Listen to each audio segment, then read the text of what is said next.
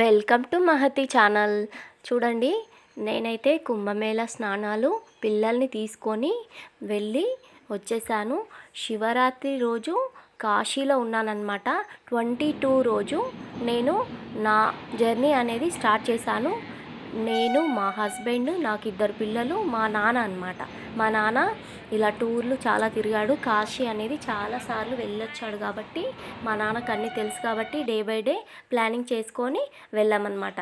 First అయితే నిజామాబాద్ నుంచి Secunderabad train ఎక్కాము. ఇది మామూలు స్లీపర్ అన్నమాట. తర్వాత Secunderabad to Prayagraj AC, third AC book చేసుకొని ఇలా నైట్ మొత్తం పడుకొని మార్నింగ్ లేచి సన్లైట్ ఇలా డోర్ ఓపెన్ చేసి వీడియోలు అయితే తీసుకున్నాము.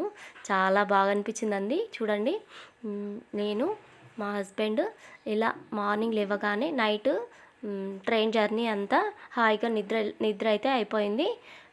మొత్తం టోటల్ 24 గంటలు జర్నీ అవుతుందండి. సో చూడండి, ఇలా ట్రైన్ నడుస్తూ ఉన్నప్పుడు ఇలా ఆ డోర్ పైన డోర్ దగ్గర నిలబడి అలా చూస్తూ ఉంటే చాలా బాగా అనిపిస్తుంది. సో మీరు చాలామంది వెళ్ళే ముందు పిల్లల్ని తీసుకొని వెళ్తున్నావు జాగ్రత్త, అక్కడ ప్రయాగరాజ్లో చాలా విషయాలు జరిగాయి కదా, అవన్నీ చూశాను. చాలా భయం వేసింది వెళ్ళడానికి. సో దేవుడి మీద భారం వేసి అయితే నేను జర్నీ అయితే స్టార్ట్ చేశానండి. చాలా బాగా, నేను ఎంత భయపడ్డానో అంత మంచిగా నాకు అన్ని గుడిల దర్శనాలు అయితే కంప్లీట్ అయిపోయాయండి.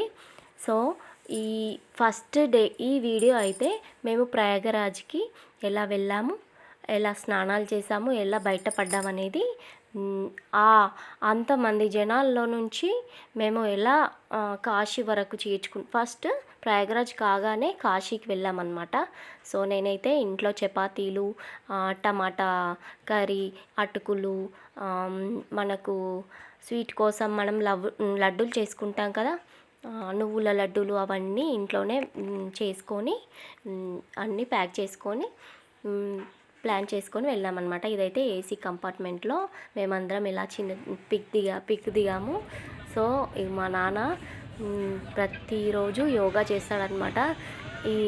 ఎవ్వరు కూడా ఈ ఏసీ బాత్రూంలో స్నానాలు చేయరు, కానీ మా నాన్న మాత్రం ప్రతిరోజు స్నానం చేస్తాడు. స్నానం చేసి ఎలాగోలా స్నానం చేసేసి ఇలా యోగా చేస్తాడనమాట ప్రతిరోజు. సో మా పిల్లలు చూడండి, మా బాబు చాలా కోతి. మా నాన్న ఎలా చేస్తే అలా ఏదో ఒక చిలిపి పని చేస్తూనే ఉన్నాడు. అలాగే మనము ఎప్పుడైనా ఏ టూర్కి వెళ్ళినా మనము చపాతీలు, టమాటా, పులిహోర ఇవన్నీ ఒక 2 days వరకు పులిహోర తీసుకెళ్ళాను. పులిహోర మనకు ఈ ట్రైన్లో వెళ్ళేటప్పుడు మాత్రం పులిహోర మాకు ఫుల్గా అయిపోయింది. తర్వాత చపాతీలు, టమాటా కర్రీ మనకు ఇంకా నెక్స్ట్ డే కూడా ఉంటాయి కదా.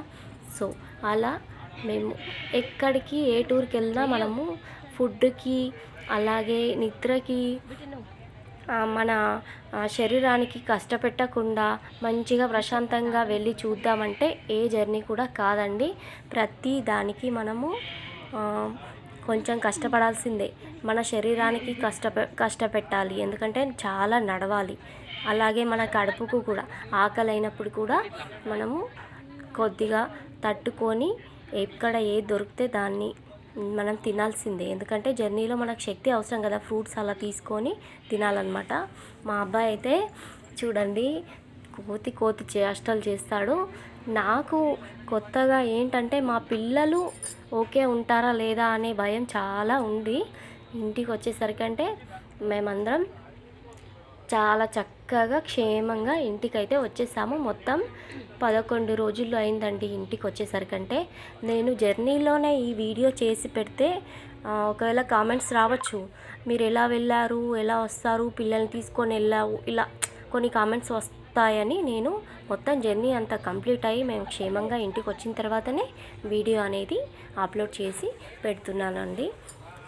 అలాగే చూడండి, మేమందరం కలిసి ఒక పిక్ తీసుకున్నాము సెల్ఫీగా.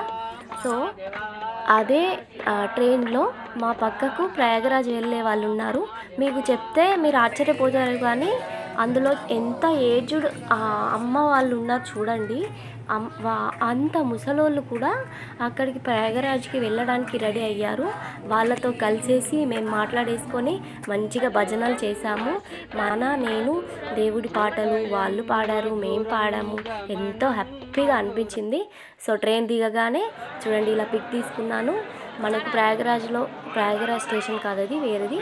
సో అక్కడ దిగిన తర్వాత పోలీసులు అనేది వాళ్ళు దిగిన వాళ్ళకు వెళ్ళడానికి ఒక రూటు, ట్రైన్లోకి ఎక్కే వాళ్ళకు ఇంకొక రూట్ అనమాట. చాలా పకడ్బందీగా పోలీసులందరూ అందరినీ రిసీవ్ చేసుకుంటున్నారు అనమాట. ఎలాంటి తొక్కిసలాటలు జరగకుండా నాకు చాలా బాగా అనిపించింది.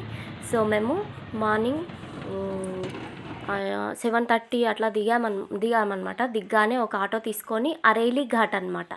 అరేలీ ఘాట్ దగ్గర వెళ్ళి ఇలా అయితే స్నానాలు కంప్లీట్ చేసుకున్నాం. ప్లీజ్ నా ఛానల్ని సబ్స్క్రైబ్ చేసుకోండి, లైక్ చేయండి, షేర్ చేయండి.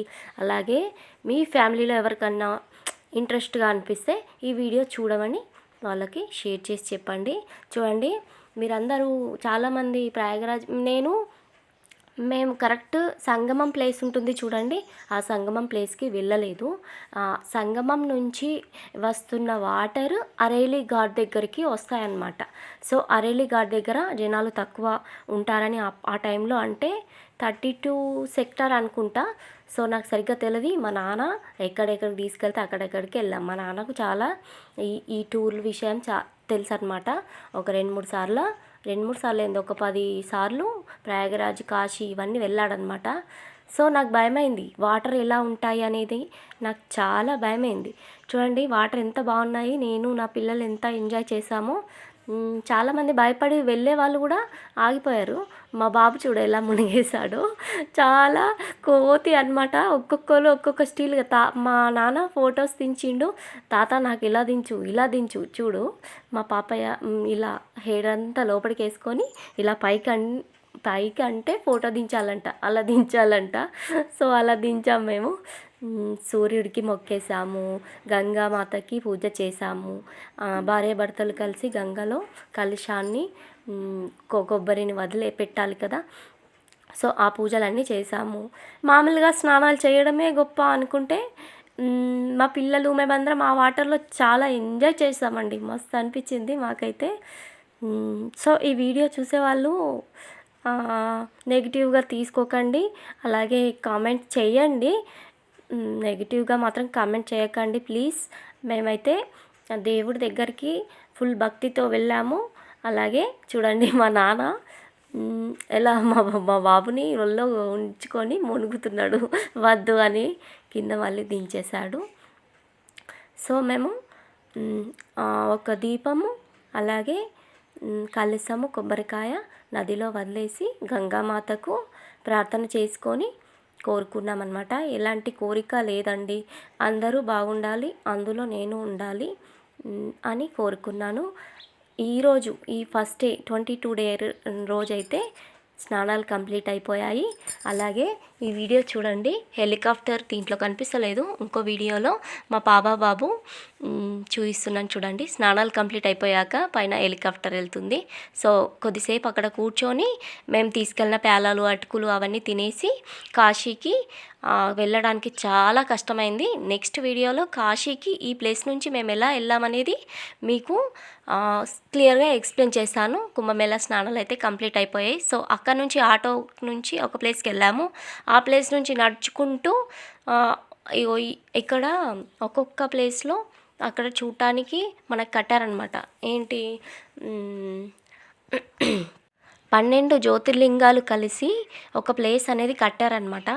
సో మనకు అక్కడ నుంచి బయటకు వెళ్ళడానికి రాలేదు. మేము స్నానాలు చేసి బయటకు వచ్చేసరికి మమ్మల్ని బయటకు వెళ్ళనివ్వకుండా జనాలు వచ్చేసారనమాట.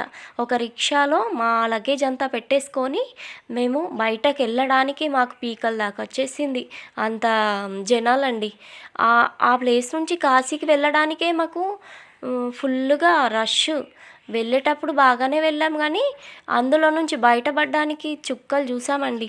సో స్నానాలు అయితే కంప్లీట్ అయిపోయాయి. తర్వాత ఎలాగన్నా కాశీకి చేరుకోవాలని చూడండి రిక్షా ఆ ఇద్దరు అబ్బాయిలు ఎంత కష్టపడుతున్నారు. మా లగేజ్ అంతా అలా పెట్టుకొని ఒక 2 కిలోమీటర్లకే వాళ్ళు 400 తీసుకున్నారు మాకు. చూస్తున్నారు కదా! దీంట్లో కూడా నేను ఇలా సెల్ఫీ తీసుకున్నాను. అలాగే మేము నదిలో తీసుకున్న పిక్స్ అన్నీ చూపిస్తున్నాను చూడండి.